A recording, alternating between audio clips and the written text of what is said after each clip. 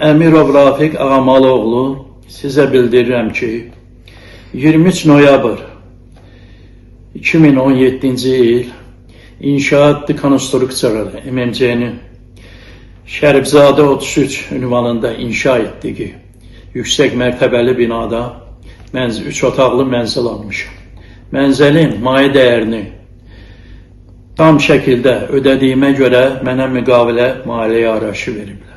Sonradan öyrəndim ki, mənim mənzilimi 2018-ci il Fəthullayev Təbərrük Sərxan qızına satıblar və ona 2019-cu il təkrar bir də satıblar. Ona 2 müqavilə, 2 maliyyə araşı veriblər. Hər ikisi saxtadır. Bunlar yoxlanılıb. Bundan başqa mən bildirmək istəyirəm ki, bu müqavilələr haqqında qısaca məlumat verim. Mənə verilən müqavilə hazır plankdan ibarətdir. Həmin plankı MTK-nın müdürü Əhmədov Rəsul şəxsən özü öz xətti ilə doldurub, imzalayıb, MTK-nın prezidenti Əliyev Rauf möhür vurub. Qadına verilən müqavilələr hər ikisi kompüterdə hazırlanıb, hazır plankdan ibarət deyil, əllə yazılmayıb, kompüterdə yazılıb. Müqavilələrdə də mənzilin sahəsi birinci düzgün hesablanmayıb, İkinci, mənzilə ödənilən məbləğ düzgün hesablanmayıb. Üçüncüsü, hər iki müqavilədə olan imza Əhmədov, MTK-nın müdürü Əhmədov Rəsula aid deyil. Hər iki müqavilədə birində möhür var, digərində möhür yoxdur. Bu müqavilələr yoxlanılıb, hər ikisi saxtadır. Mən bu müqavilələrlə əlaqədar ağır cinayətlərin sədr mavini Şəlalə Həsənovun qəbulunda olmuşam, müqavilələri təqdim eləmişəm.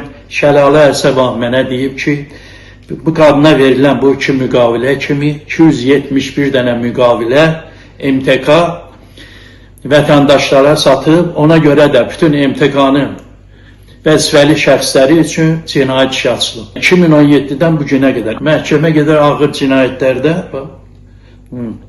oradan mənə sorğu da verdik, oradan mənə məlumat da verdilər ki, Əmirov Rafiq də, Fəthullayev Təbərrük də zərər çəkən şəxs qismində gedmirlər. Mən bu mənzillə əlaqədar dəfələrlə korrupsiyanın müstəndiqi Tural Yaqubovun qəbulunda olmuşam və ondan xahiş etmişəm, dəfələrlə xahiş etmişəm, qərar çıxartsın ki, bu zərər çəkən kimdir, mənzil kimə məxsusdur, qərar çıxartsın, hər şey aydın olsun. Ancaq o məni dinləmədi, qərar çıxartmaqdan imtina etdi. Mən bunu ilə əlaqədar 2 dəfə Fuad Ələsgərovun qəbulunda olmuşam.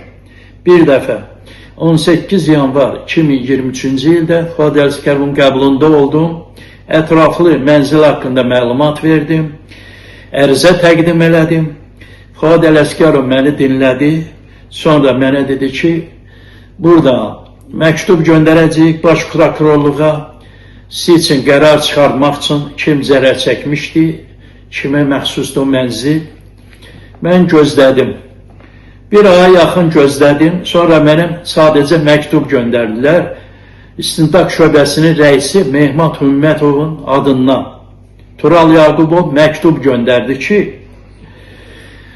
Fuad Ələsgərovun göndərdiyi sənədlər cinayət işinə əlavə olundu. Bu qədər. Qərar çıxartmadı. Mən təkrar bu ilə əlaqədar 12 yanvar 2017-ci il, 2023-cü il, üzr istəyirəm, Fuad Ələsgərovun qəbulunda oldum. Yenə ərizə ilə müraciət elədim, ətraflı məlumat verdim. Fuad Ələsgərov yenə dedi, təkrar məktub göndərəcəyik prokurorluğa qərar çıxartmaq üçün. Üstəlik məni korrupsiyanın rəisi Nazim Rəcəbovun qəbuluna göndərdilər.